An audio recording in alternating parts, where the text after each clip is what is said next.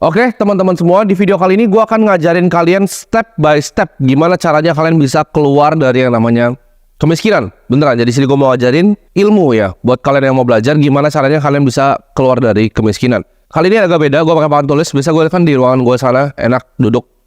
Kali ini gue berdiri, biar gue bisa jelasin konsepnya itu lebih detail ke kalian, gimana caranya kalian bisa keluar dari kemiskinan. Karena gue liat banyak banget ya video gimana cara nabung, cara ini, aduh, menurut gue keribetan, simpang siur, yang ngajarin juga gak punya duit gitu. Jadi kalau lu belajar sama orang gembel, lu akan jadi orang gembel juga. Karena rata-rata bahkan yang kalian bayar financial advisor gitu kan, oh kasih saran finansial kalian bayar 1 juta buat waktunya gitu. Itu apa yang dia ngerti gitu. Dia aja buang waktunya ngajarin lu cuma buat uang 1 juta gitu. Jadi itu lu pahami bener-bener gitu. Ketika lu mau hire seorang financial advisor gitu yang gelarnya banyak, kok gue bayar dia waktunya ngajarin gue begini 1 juta gitu. Berarti waktunya semurah itu, berarti nggak punya duit ya. Jadi dia juga nggak tahu apa yang dia ngomongin. Di sini gue mau ngajarin kalian apa yang gue udah praktekin ya.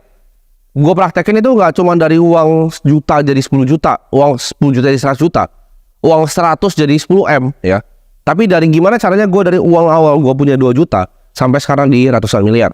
Gue akan kasih kalian ya sangat detail. Lu nggak perlu video lain, lu cuma perlu nonton satu video ini. Karena ini udah cukup detail untuk kalian bisa paham. Nah, yang pertama ya, kita harus belajar tentang yang namanya human capital dan juga financial capital. Apa itu human capital? Human capital itu adalah kita kan sebagai manusia kita bisa bekerja ya, kita bisa punya income, kita bisa punya waktu, kita bisa cari duit. Nah, dari human capital ini itu akan mendegradasi seiring waktu. Buat tadi bilang, oh tapi kan kita nanti bisa cari duitnya lebih banyak di masa depan. Iya betul, untuk orang bodoh ya. Cuman kita tahu manusia itu fisiknya makin tua itu justru makin turun, bukan makin naik ya. Kita secara biologis ya, kecuali nggak tahu nanti ada DNA sequencing atau teknologi yang bisa bikin kita hidup selamanya. Tapi selama kita masih mati di rata-rata Indonesia umur 71 sampai 74, ini akan degradasi ya. Jadi orang bilang kan, masa muda kalian happy-happy dulu, senang-senang dulu. Enggak, masa muda justru lu hajar yang kerja paling tinggi. Kenapa? Karena energi lu paling banyak, lu berpotensi untuk dapat duit juga paling banyak di masa muda. Nah, financial capital ini adalah apa? Financial capital ini adalah uang yang kita telah kumpulkan seumur hidup kita. Jadi ya itu, sesimpel itu. Jadi begitu human capital ini awalnya pasti tinggi karena kita masih muda, banyak energi, banyak waktu. Banyak yang salah kaprah ya. Kalian mikir, oke, gue punya uang 1 juta rupiah, ya kan? 1 juta rupiah gue mau pakai untuk investasi apa? Terus lu punya uang 10 juta nih bahkan ya. Lu hire advisor 1 juta gitu kan. Dia saranin lu 4 juta beli saham ini, 2 juta beli obligasi ini. Sisanya dana darurat. Itu lu goblok dan jadi miskin terus seumur hidup lu ya. Makanya ini step by step nih, gimana cara lo keluar dari kemiskinan ya. Financial capital, jangan, ini kalau misalnya lo masih mulai nih, ini umur 20 tahun di sini ya. Lo umur 20 tahun, ini pasti kecil. Jadi kalau lo cuma punya uang 1 juta, jangan fokus sama investasi. Ya. Fokus yang namanya, nih gue jelasin, namanya savings rate. Ya. Savings rate ini apa ya, teman-teman? Savings rate, ini gue tulis S di sini. Ya. Rumusnya sangat sederhana, tapi ini rumus yang lo harus ingat. Ya, ini pokoknya uang di atas ini ya, biar gampang formulanya. Itu adalah uang yang lu tabung. Gitu. Uang yang lu bisa tabung berapa? Misalnya, lu bisa tabung uang 5 juta ya. 5 juta setiap bulan. Total income lu berapa? Total income lu taruh di bawah, 20 juta ya, 20 juta. Nah, S-nya berapa? Ya, 5 juta dibagi 20 ya. Jadi lu dapat savings rate-nya 25%. Nah, ini bagus atau enggak? Bagus untuk orang rata-rata ya. Cuman tolonglah gitu, kalau lu punya income 20 juta ya, lu at least tabung 10 lah. Ini 25. Nah, makanya balik lagi kan, orang selalu bilang, financial advisor selalu bilang, oh kalian targetin 10% yang kalian tabung dari kalian punya ini ya. Terus pakai acara lah 50, 30, 20. Nggak perlu 50, 30, 20 itu semua nggak ada yang penting ya. 50 untuk biaya hidup. Terus nih dia aja apa? 50, 30, 20 ya kan. 50 itu dipakai untuk biaya hidup. 30% dipakai untuk gaya hidup bahkan kan. Untuk senasel 20% ditabung gitu. Sekarang gue tanya lo, kalau income lu 1 miliar per bulan, 500 juta lu pakai buat apa di Indonesia? Nah, terus 3 juta pakai senasel 22 juta lu tabung. Itu formula orang tolol, makanya miskin semua yang ngajarin itu.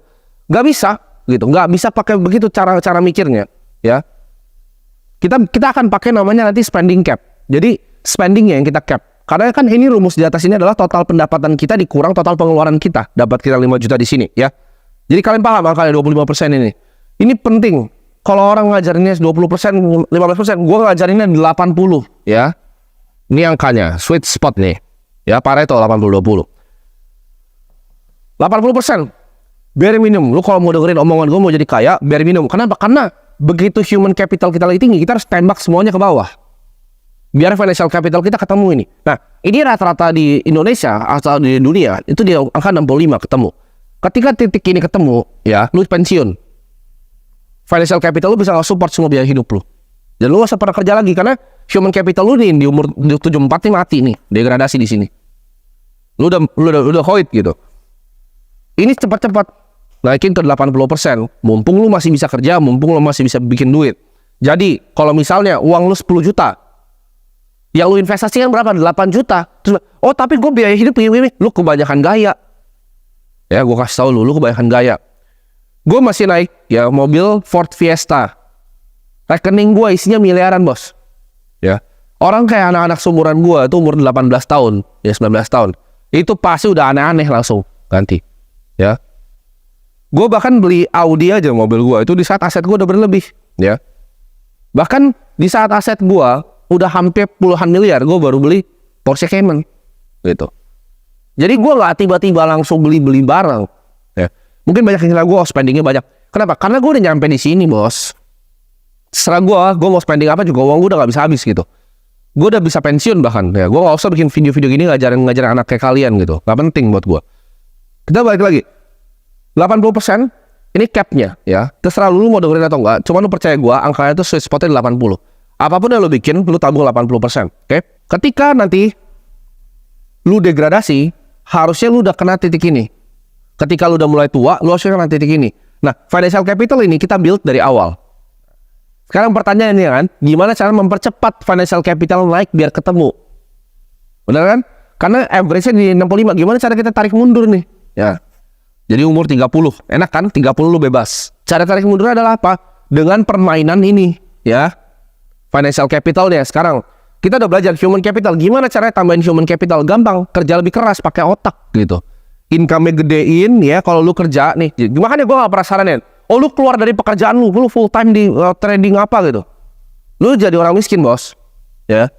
Lu kerja aja, ya. Baik-baik sama bos lu. Lu kalau misalnya next ada, makanya gue gak suka. Ada orang ngajarin kayak begini, suka ngerendahin orang yang kerja, gitu. Gak ada salahnya jadi orang yang kerja, ya. Malah kerja itu jadi lu punya bantalan. Lu kerja, ya kan, lu kerja yang bener, lu cari side hustle, lu jualan barang, kayak lu bikin apa kayak di samping, ya. Jangan samain financial capital sebagai human capital. Ini orang banyak yang tolol gitu, ya. Ini dua hal berbeda. Human capital lu pisahin, financial capital lu pisahin. Nah sekarang gimana cara kita grow financial capital? Karena human capital lu cari udah banyak lah. Itu intinya satu. Kalau human capital itu cuma satu. Kata-katanya skill nih. Nah, dah. Lu miskin, lu gak punya skill. Ya, lu gak penting berarti. Lu mau naikin level misalnya duit lu, ya lu naikin levelnya. Misalnya di sini ada kamera itu kan. Lu mau naikin level lu, ya naikin skill videografinya. Gitu kan. Simple. Hidup itu cuma skill. Literal cuma skill. Ya. Makin tinggi skill lu, ya lu makin besar dapat uang. Nah, kalau financial capital ini orang yang banyak buyar, ya kan, disuruh tabung dana darurat dulu, disuruh beli asuransi dan lain-lain, ya. Nanti itu gue bisa buka panjang dan lebar ya tentang itu semua, teman, bukan di video ini. Tapi nanti gue akan sharing. Ada beberapa jebakan yang akan bikin kalian gak akan grow ini, ya. Karena jadi kalau kalian pernah cari-cari ya ada di salah satu materi CFA level 3, yaitu ada konsep yang namanya single concentrated asset class position. Artinya apa? Satu posisi yang sangat terkonsentrasi. Jadi kalau lu mau bikin kekayaan, lu boleh diversifikasi. Jadi orang banyak yang salah nih. Mereka diversifikasi pas masih 10 juta gitu. 5 juta ditaruh di saham, ya kan? 2 juta ditaruh misalnya di Bitcoin, 3 juta ditaruh di reksadana pasar uang. Duit lu 10 juta, bos, apa yang lu mau diversifikasi? Itu hilang semua juga, lu cari besok bisa gitu. Lu coba pikir pakai otak deh. Lu apa yang lu mau diversifikasi, uang lu cuma 10 juta, 100 juta. Apa yang lu mau diversifikasi? Itu hilang juga masuk got juga, gue gak tahu gitu uang 100 juta. Jadi nggak ada yang perlu diversifikasi di uang 100 juta. Kalau uang lu sini 1 triliun ya silahkan. Nah, lu mau bikin apa, kayak lu bikin restoran, kayak lu bikin tempat biliar, itu suka-suka lu gitu. Cuman kalau misalnya uang lu masih di sini, nggak ada gunanya diversifikasi. Single concentrated asset class position. Nah, asset class kita bahas aja nih. Anggap yang ini expected risk, ini potensi returnnya. Ini resikonya deh makin besar, ini return makin besar. Makin muda umur lo, ya, makin muda umur lo mainnya di mana? Ini cash, bonds, properti, saham kripto, main di mana? Ayo, pikir coba, main di mana? Ini resiko, ekspektasi resiko, potensi return. Gue udah bilang, harga untuk jadi kaya, ya, harga untuk jadi kaya adalah berani mengambil resiko. Jadi, mentok dong. Harga jadi kaya resiko. Masa lu mau kaya tanpa resiko? Ya lu pegang cash aja sini di bank, lu kena inflasi. Cuman apa yang terjadi dengan lu pegang cash kan? Gue udah buktiin di banyak video gue kan, ya. Bahkan gue udah tuntun kalian untuk grow financial capital. Yang gue lakukan tuh gue bantu kalian grow financial capital yang biar cepet naik sini nih, naik sini. Biar gak gembel-gembel amat hidupnya. Ambilnya di sini, paling pojok, ya. Single concentrated di sini. Semua dari sini lu tembak sini, ya. Jangan mikir kebanyakan. Gue udah kasih blueprintnya nih, game plan-nya. Lu mau keluar dari kemiskinan lu ngikutinin, pasti keluar lu dari kemiskinan. Kalau dia ngajar, oh lu 10 juta, lu taruh sini, ya. Terus lu nanti punya 2 miliar, 400 juta lu pakai untuk cicil buat beli properti kos-kosan, lu pasti jadi gembel aja. Sama kayak semua orang yang bikin itu gembel. Gak ada satu orang kaya pun yang gue lihat, oh gue mau investasi 1000 kos-kosan. Gak ada. Mereka bangun gedung, ya. Mereka gak bangun gedung kantor kayak gini, disewain lantainya. Gak ada yang mau main kos-kosan orang-orang beneran kaya. Mereka bikinnya SCBD, mereka bikinnya PIK 2, dikeruk laut jadi tanah. Itu permainannya, bukan bikin kos-kosan ya. Tapi itu buat lain cerita ya. Intinya, lu lupain semua ini ya. Mau obligasi, properti. Memang ini resiko paling tinggi, tapi lu masih muda. What's there to lose gitu loh. Karena bukan seberapa keras kita kadang mendayung gitu. Tapi kapal lu naik apaan sih? Kalau lu kapalnya bolong, lu di cash. Hah? Lu mau dayung pakai sampai tangan lu juga, mau gayung lu sampai lu ember-ember keluarin air, lu bakal tenggelam juga gitu. Tapi kalau naik speedboat di sini kan enak. Kenapa gue cepet sini? Gue naik speedboat, bos. Apalagi lu yang karyawan ya kan? Karyawan gitu. Uang lu fluktuatif nih. Uang lu tuh begini nih. Sorry. Karyawan, uang lu justru stabil, bukan fluktuatif. Kayak begini. Patah kapur gua, nggak apa-apa. Ini pendapatan lu kalau karyawan ya. Kalau lu karyawan, lu harus cari investasi yang justru begini. Jangan lu cari investasi yang begini lagi, bos. Lu karyawan, lu tabungnya di sini. Gembel lu pasti seumur hidup. Tapi kalau lu cari yang ujung sini, kestabilannya cari dari gaji. Baru investasi ya lu mainin begini. Karena kenapa? Lu bisa ngambil drawdown ketika dia turun, lu bisa tembak ke bawah. Karena lu punya. Nah, makanya kalau lu bilang, oh gue bisa jadi full time trader. Yes, ya itu mungkin 1% gitu kan. Ya, 1% bisa gitu. Tapi 99% yang lain gagal. Kalau lu merasa lu spesial itu, lu sejago itu, monggo. Tapi kalau full time trader masuknya kemana? Itu masuk tetap ke skill, human capital. Jangan salah. Ya, full time trader itu masuknya di skill, human capital. Lu bikin hedge fund lah sana, terus lu structure di Singapura gitu kan. Lu cari LP taruh duit di lu mainin. Itu skill, human capital. Itu bukan financial capital. Financial capital lu apa? Management fee-nya nanti. Ya dari hasil fund lu. Ini sesimpel ini. Jadi lu cari uang sebanyak-banyaknya dari human capital pas lo masih muda. Jangan mikirnya, oh nanti gua akan naik pangkat jadi direktur. Jangan gitu. Sekarang tembakin semua ke aset yang paling tinggi. Kripto. Gak mau belajar kripto, beli Bitcoin aja, percaya gua gitu. Lu beli Bitcoin aja, lu tabung ya. Berapapun pendapatan lu dikurang pengeluaran lu, 80% wajib lu tabung ya. Sesimpel itu. Lu grow terus, HC-nya 80% lu tabung, lu tembakin ke bawah, ya, lu masukin ke kripto. Itu cara lu keluar dari kemiskinan dalam waktu 5-10 tahun. Lu save video ini, lu gak usah dengerin yang lain, financial advisor, gak ada yang punya duit, ya. Gak usah dengerin yang lain, tonton satu video ini, simple ini gue jelasin bener-bener kayak gue ngejelasin anak SD, gitu. Tadi sebelumnya sebenarnya gue bikin video yang kayak gini, cuman gue banyak pakai yang lebih ribet gitu. Ya, gue baru ingat ini, kalian beta aja nggak ngerti gitu. Jadi gue cari yang paling sederhana ya. Gue cari gimana caranya gue bisa gambarin paling sederhana untuk kalian. Jadi semoga bermanfaat videonya, semoga kalian bisa keluar dari kemiskinan.